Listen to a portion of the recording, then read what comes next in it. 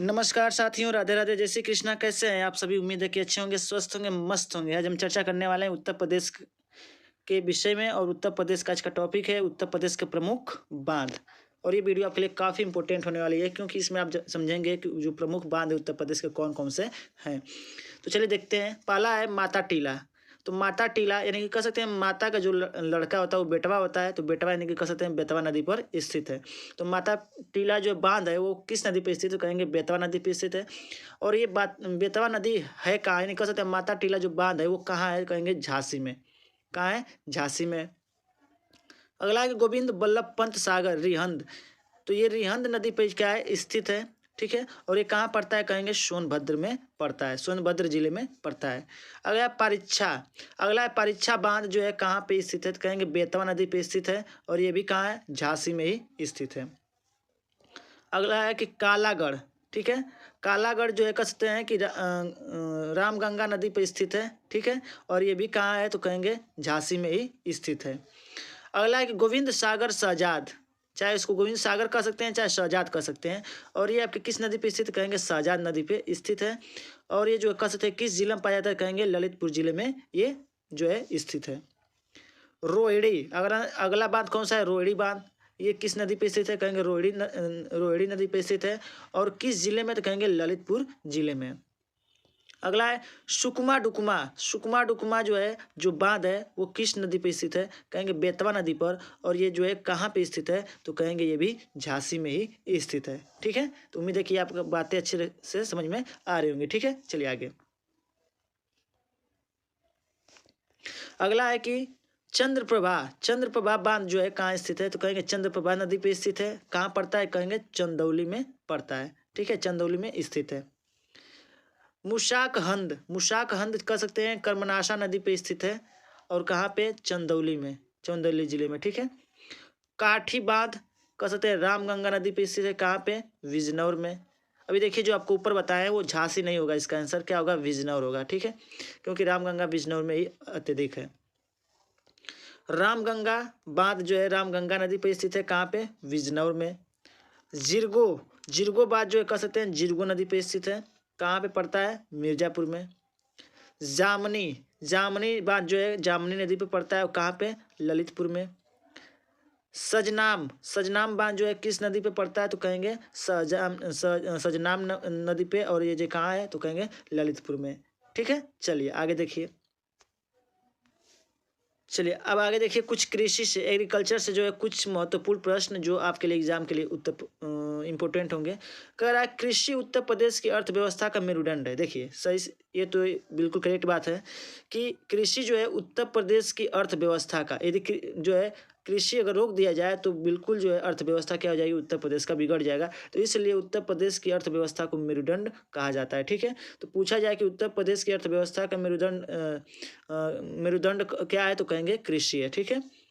प्रदेश के कर्मकारों में कृषि कामगारों का प्रतिशत जो है कितना है? 66%। यानी कह सकते हैं कि हमारे देश में 66% क्या है? कह सकते हैं उत्तर प्रदेश में जो है 66% आपके जो है कृषि के कार्य करने वाले व्यक्ति हैं। ठीक है।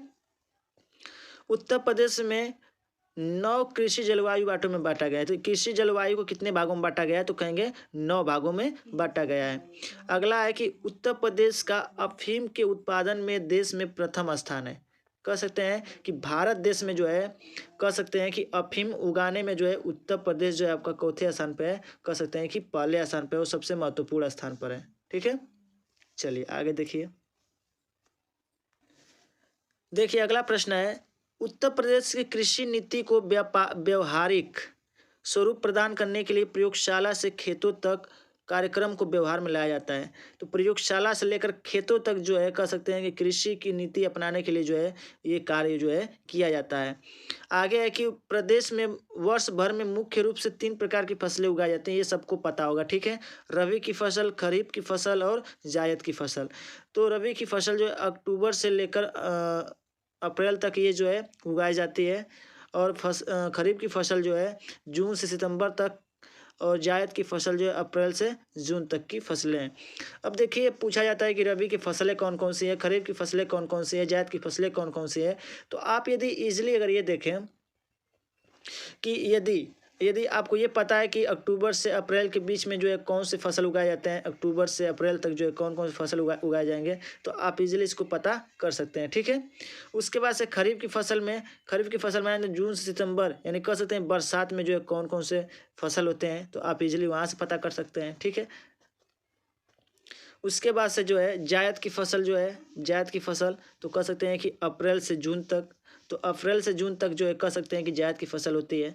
ठीक है, अब आगे देखिए इंपॉर्टेंट क्वेश्चन, गेहूं के उत्पादन में प्रदेश जो है आपका क्या, उत्तर प्रदेश जो है सबसे पहले स्थान पे है। ठीक है, गोरखपुर जिले में प्रदेश का सर्वाधिक गेहूं पैदा होता है। पूछा जाए कि उत्तर प्रदेश के कौन से जिले में गेहूं सबसे अधिक होता है, तो कहेंगे आपके जो है कहाँ पे, कहेंगे गोरखपुर जिले में। जौ के उत्पादन में प्रदेश का दूसरा स्थान है, तो कह सकते हैं कि जौ उगाने में जो है आपका उत्तर प्रदेश जो है पहले स्थान पर है। आगे है सरसों के उत्पादन में प्रदेश का दूसरा स्थान है, सरसों उगाने में उत्तर प्रदेश जो है आपका दूसरे स्थान पर है। ठीक है, और जौ उत्पादन में जो भी आपका जो है दूसरे स्थान पर ही है।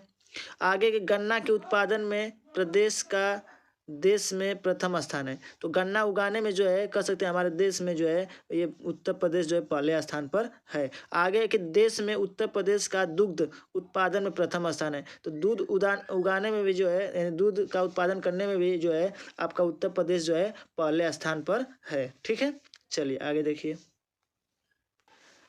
देखिए प्रश्न क्या कर रहा है कि उत्तर प्रदेश के 3 कृषि निर्यात क्षेत्र हैं। ठीक है, उत्तर प्रदेश के 3 जो है कृषि निर्यात क्षेत्र कहाँ कहाँ से जो है कृषि का निर्यात होता है, तो कहेंगे लखनऊ से आम का होता है, सहारनपुर से आम का होता है और आगरा से आलू का होता है। ठीक है, और देखा जाए तो आंवला जो है कहाँ से होता है, प्रतापगढ़ से। ठीक है, प्रतापगढ़ में सर्वाधिक आंवला का उत्पादन होता है।